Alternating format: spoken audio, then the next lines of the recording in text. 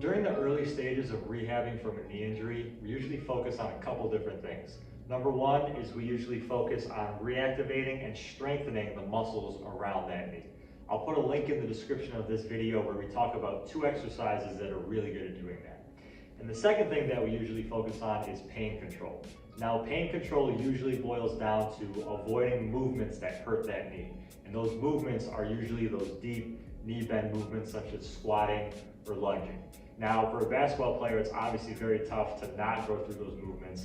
And even if you're not a basketball player, you think about all the times during the day where you have to bend and use your knees. So today we're going to go over exercise that's really good during the early stages of trying to recover from a knee injury. This exercise is beneficial because it allows us to continue to put force through our patellar tendon even during the early stages of rehab. Now, like we mentioned before, during the early stages of trying to recover from a knee injury, performing those movements such as squats and lunges can just cause more pain to our knee, which obviously we don't want. Now, the issue there is we don't want to completely avoid going into a knee bend movement. We want to make sure that we keep our patella strong in that position, otherwise that could lead to problems down the road. So this exercise is really good because it allows us to get into this knee bend position, but we're going to control the amount of force that goes through that patellar tendon so we won't end up aggravating it and just setting back our rehab. So to do this exercise, you're going to grab a basketball and either a bench or a chair to sit on.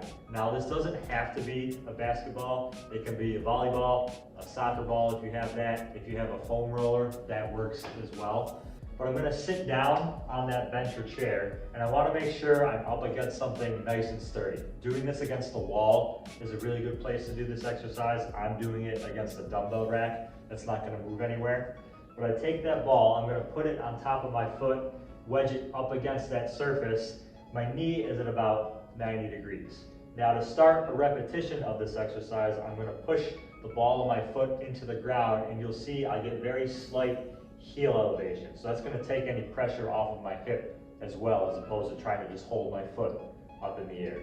So I push the ball of my foot into the ground, elevate that heel slightly. Once I'm in that position, for 5 seconds, I'm going to essentially try to kick that basketball through that surface. So the heel goes up, I push for 5, 4, 3, 2, 1. I release the push, and then I release the heel down. So that completes 1 repetition of this exercise, and I would do anywhere from 5 to 10 repetitions of this exercise. Like I mentioned before, this exercise is really good because we're in complete control of how much force is actually going through the tendon of that knee. If we look at other isometric exercises, such as a bodyweight squat or a bodyweight lunge, we're essentially at the mercy of our own body weight. Getting either down into those isometric positions or up out of those isometric positions can actually cause pain because the body weight can put a lot of force through that knee, which it might not be able to handle at this point in time. So doing this exercise is really good because early on, I can just do a very light kick to put a light amount of force through my patellar tendon. And as my knee gets stronger and healthier, I can just try to kick that ball harder through that surface, and that's going to put more force through my tendon, leading it to become stronger. And once we develop that strength in the isometric position, we can then eventually move to bodyweight exercises and resistance exercises as we continue to rehab our knee and get strong. If you're seeing a doctor or a physical therapist in person, then you'll obviously want to follow any type of treatment plan that they've laid out for you.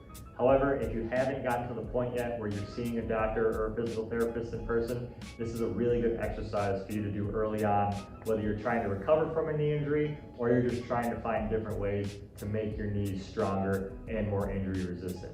So I hope you enjoyed watching this video. Be sure to like, share, and subscribe, and stay tuned for more videos.